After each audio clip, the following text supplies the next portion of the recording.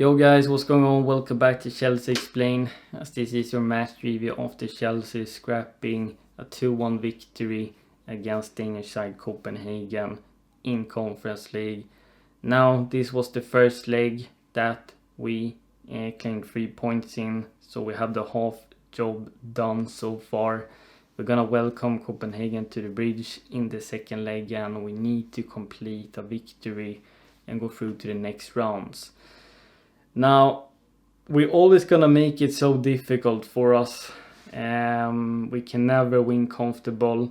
Always gonna put unnecessary pressure on us, and we're gonna have to fight for a victory to the last final whistles of the game. Before we dive any deeper, if you are of course brand new here, make sure you like this video, subscribe to my page, and hit that notification bell down below. Let's begin with the first half and then the second half.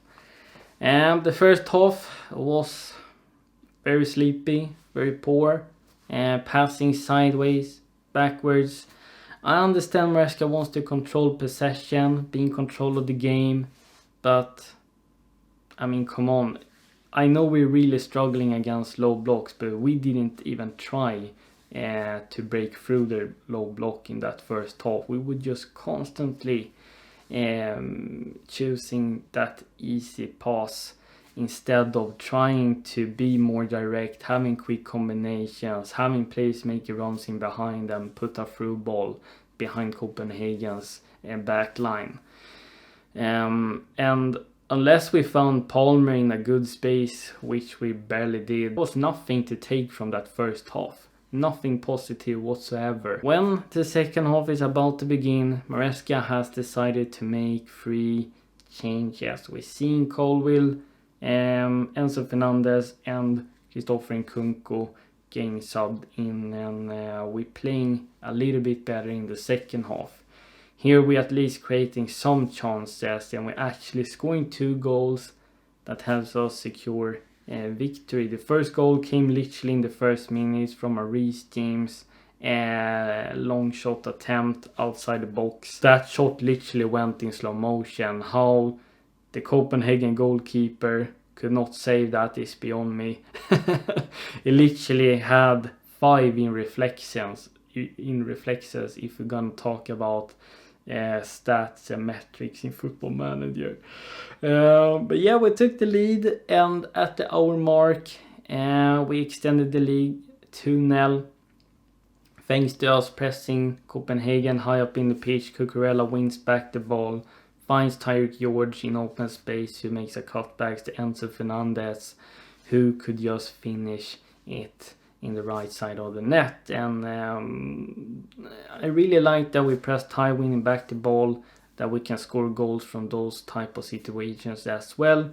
We extended the lead, and then we starting to be a little complacent. Of course, Copenhagen is forced to come at us if they're gonna have a chance of scoring goals and turning the game around. But they came close actually to score a goal where they hit the post. And then when it's just 20 minutes left of the game, they gaining a set piece, capitalize on it, heading it home, brilliant header. But how on earth could 2-3 Copenhagen players be completely unmarked? That's unacceptable. Now, does that comes down to the players? I think it was Colville missing his marker, maybe. But I feel like we have regular issues this season when it comes to defending set pieces. I mean, we hired a set piece coach in Bernardo Cueva. We're still struggling to defend set pieces. We're trying this sort of zonal marking. It seems like it's not for us. It doesn't work consistently enough, and maybe we have to scrap that. When you're playing against these sort of Conference League teams, you expect us to really dominate, creating loads of chances and be in full control of the game. I can understand why we looked a bit shaky. If you're looking at the lineup we put out there, Maresca rotated heavily, and we saw some young faces out there in terms of Tyreek George, and Moeka is getting his debut as a striker. I was really happy to see that. We saw Kieran Dewsbury Hall as well. and some other guys, Badashile, Shaloba being back from injuries. Mueka was subbed off at half time. He didn't do much in the first half, but is it his fault? I mean, our attacking patterns, our strategy in the final third was non-existent. We looked completely toothless and barely created any chances. So this is what I want to come to. Before blaming players, you also have to look at the manager, the tactics we're utilizing, the roles the players are given. You also have to look at the squad building. Is this a squad that's suiting the manager? Is these players that are good enough and complement each other? Do we have leaders and experience out there that adds a nice mix and balance with the youth prospects we got and wonder kids?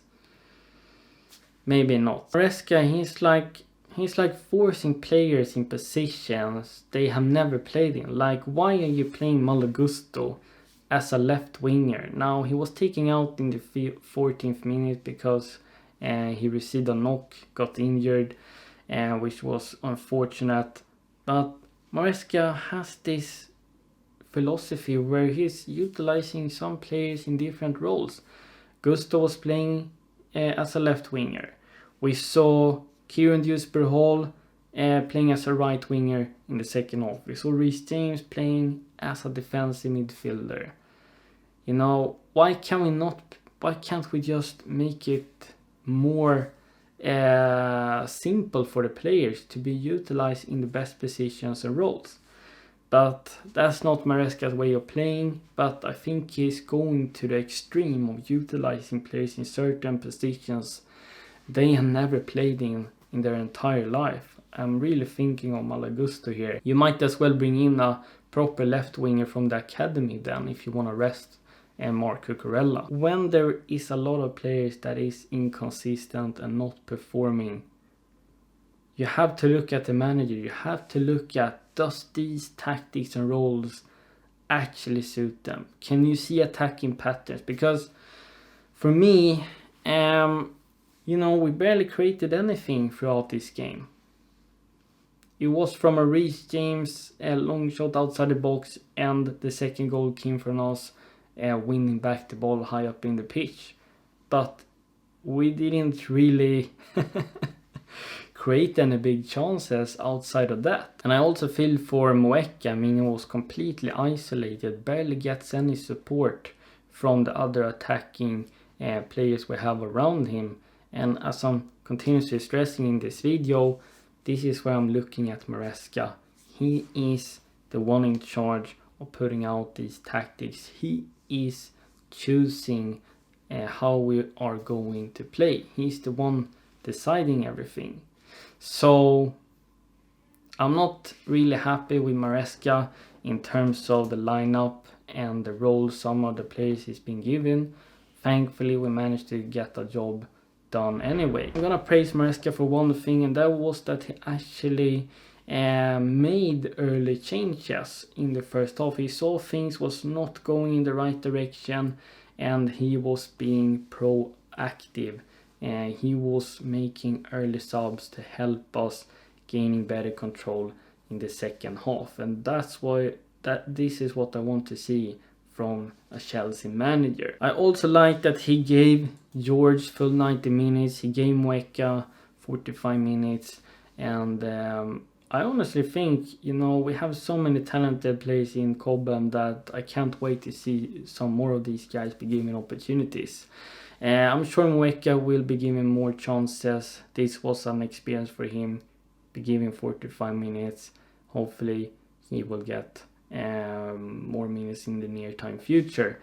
Tyreek George was impressing, to be honest, taking on players. He's very confident. He was gaining an assist where he made that cutback pass to Enzo Fernandez, and at the end he was forced to play as a striker because Mueka was subbed off and Kunku was playing as a left winger, but he did a decent job there. I understand we're not gonna be 10 out of 10 with this type of lineup and players playing in certain roles and they maybe can't fulfill to the best abilities. So I'm happy we managed to collect a victory despite Maresca's lineup, etc., and that we rotated heavily and bringing in some youthful guys. There is still plethora of games to go through before the season ends, and Maresca has to sharpen up how we're defending set pieces, how we're holding on to leads, how we be in control of the game, as well as improving the attacking patterns and actually try to tweak things and play players in position and roles where we can get the most out of them and that also complement each other. Let me know your thoughts in the comments down below around the things I talked about, and I will happily read it and Chelsea explain this out. Bye.